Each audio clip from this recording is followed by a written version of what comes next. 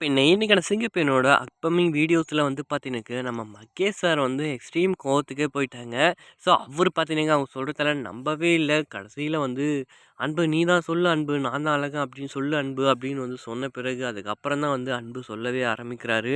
Mahesh sir நான் தான் அன்பு அப்படின்னு சொன்ன உடனே பார்த்தீங்கன்னாக்க, நம்ம மகேஷ் சார் செம்மையா கோவம் வருது. ஸோ, அந்த கோவத்தில என்ன பண்ணுறதுன்னு ஒண்ணுமே அவருக்கு புரியவே இல்ல. சடனா வந்து பார்த்தீங்கன்னாக்க அங்க இருந்த கல்ல தூக்கி வந்து மண்டை மேலயே போட ஆரம்பிக்கிறான். அடடா! என்னடா இது அப்படின்னு வந்து கூட ஆனந்தி வந்து உட்காந்துக்கிட்டாங்க.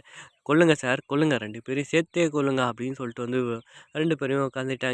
வேற வழி இல்லாம மகேஷ் சார் வந்து அங்கிருந்து வந்து விட்டுறாரு.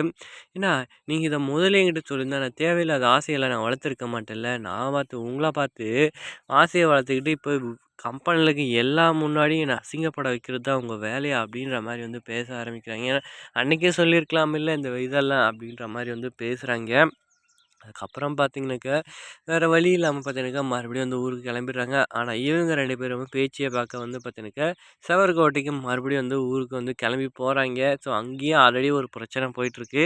அவங்களுடைய பெரிய பொண்ணு வந்து பொண்ணு கேட்டு வந்துறாய்ங்களா, ஸோ அவங்க கொஞ்சம் முன்னாடி வந்து உட்காந்துருக்காங்களா, அதனால ஊர்க்காரங்க அவங்ககிட்டலாம் உரண்டு இழுத்துட்டுருக்காய்ங்க.